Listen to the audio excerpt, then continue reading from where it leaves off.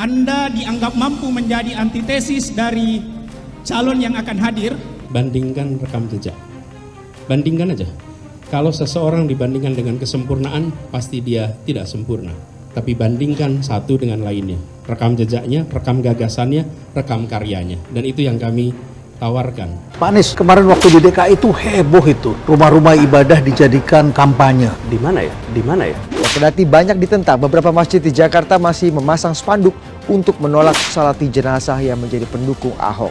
Seorang warga Karet Setiabudi, Jakarta Selatan tidak disolatkan di musola dekat tempat tinggalnya dengan alasan almarhumah mencoblos pasangan Basuki Cahayapurnama dan Jarod Saiful Hidayat.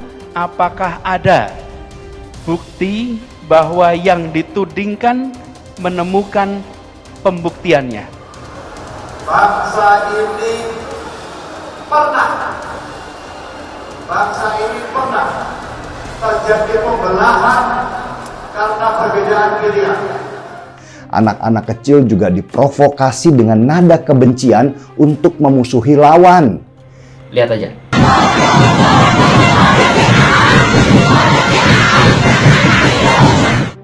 Sok paling bersih, Anies nantang mahasiswa Makassar cek rekam jejaknya. Bakal calon presiden atau baca pres Koalisi Perubahan untuk Persatuan KPP, Anies Baswedan mengingatkan untuk cermat dalam memilih calon pemimpin di Pilpres 2024. Anies berpesan agar mahasiswa mengecek rekam jejak calon presiden yang akan dipilih.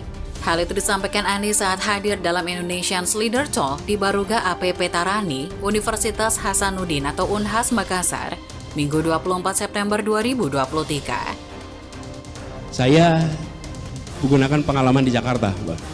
Pada waktu itu saya gubernur, 23 janji diterjemahkan menjadi 150 program, dan 150 program itu diterjemahkan dalam ratusan kegiatan. Sehingga setiap dinas harus melaksanakan yang menjadi janji gubernur. Dan apa yang terjadi? Janji itu kemudian delivered, janji itu kemudian terlaksana. Anies bekerjalah lebih baik. Walaupun saya tetap menunggu-nunggu apa yang sudah dia janjikan dalam sekian banyak janji politiknya, yang menurut saya sampai sekarang paling yang terrealisasi baru 45%. Tapi nggak apa-apa, rakyat sudah terbiasa menanti, rakyat sudah terbiasa menunggu, rakyat sudah terbiasa mendengar janji, dan rakyat sudah terbiasa diingkari janjinya. Pendukung Ganjar Pranowo punya rasionalitas. Sebagai gubernur lewat kendaraan politik identitas. Buang jauh-jauh itu.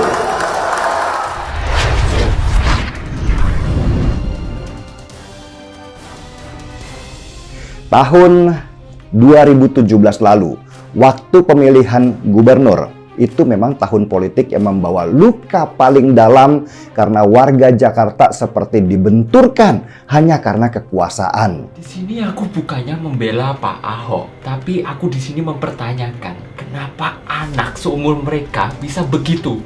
Apa sebenarnya yang Anda coba tawarkan dengan kalimat tersebut? Saya rasa rekam jejak itu tidak bisa dihapus. Rekam jejak itu ada di sini.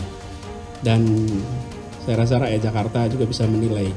Rakyat Jakarta yang selama ini menunggu sesuatu yang luar biasa yang dijanjikan oleh Anies. Mungkin ada yang berjalan, tapi apakah seperti yang disampaikan dalam janji kampanye dulu, rumah DP 0, OKOC, dan sebagainya, mana?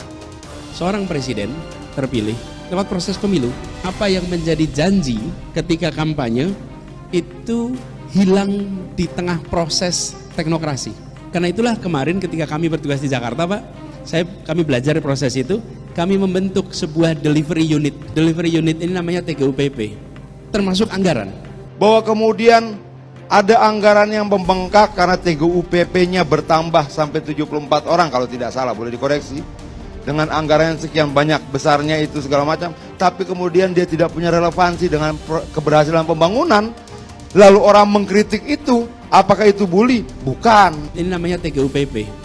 Apa tugasnya? Semua janji kampanye itu diturunkan di dalam program teknis yang lalu dimasukkan ke tiap sedinas-dinas yang ada, sehingga dia muncul dalam anggaran di Bapeda, dia muncul dalam anggaran di dinas teknis. Harusnya kan dengan 5 TGUPP, dengan 74 TGUPP, kalau kita pakai logika awam, semakin banyak kepala, semakin banyak hasil yang dikeluarkan dari pemikiran itu, semakin baik dia, harusnya peningkatannya 5 kali sekian kali sampai 74. Kira-kira seperti itu loh.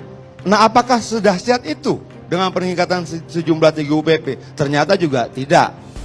Anies awalnya menyinggung penyetaraan ekonomi, serta paradigma terkait kesehatan dan pendidikan yang harus dirubah.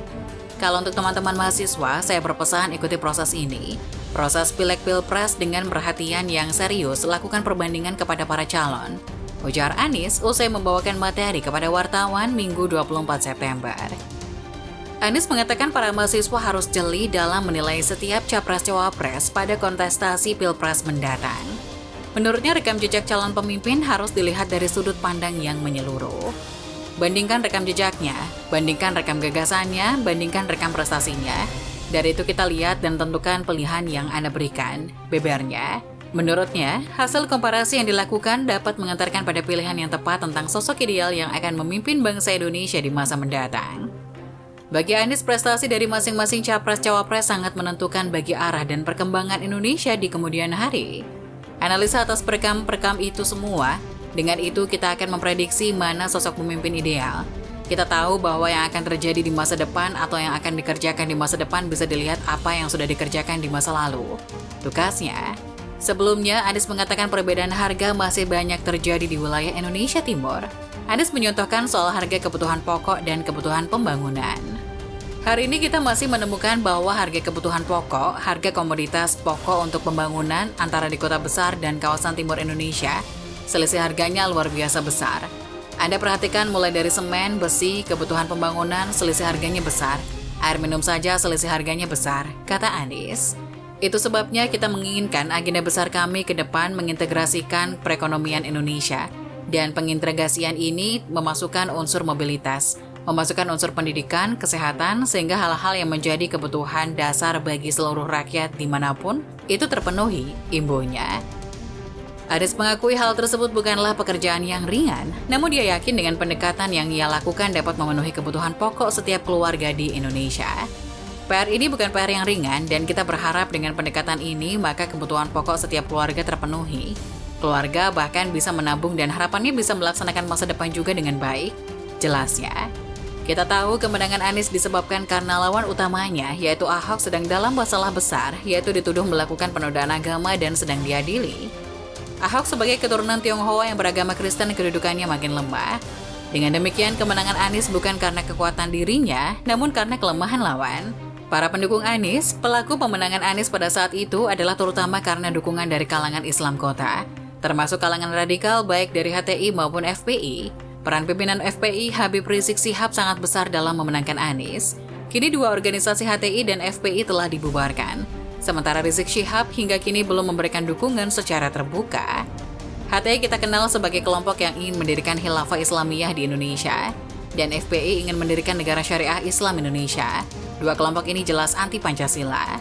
Pencalonan Anies sebagai Gubernur DKI Jakarta terjadi setelah ia diberhentikan oleh Presiden Jokowi sebagai Menteri Pendidikan dan Kebudayaan. Anies yang semula adalah pendukung Jokowi kemudian menyeberang ke lawan politik Jokowi yaitu Prabowo Subianto. Bersama Prabowo, Anies kemudian juga bergabung dengan pimpinan FPI Habib Rizik. Hubungan mesra Anies dan Prabowo ternyata tidak lama. Keduanya mulai renggang setelah Prabowo bergabung Presiden Jokowi 2019. Sementara hubungan Anies dan Habib Rizik juga renggang setelah Rizik masuk penjara pada masa pandemi. Dari sekutu Prabowo Subianto dan Habib Rizik, Anies kemudian berpaling dan jatuh dalam pelukan Ketua Umum Partai Nasional Demokrat Surya Paloh. Nama terakhir inilah yang mencalonkan Anies sebagai presiden dan bahkan mencarikan jodoh calon wakil presiden Cak Imin.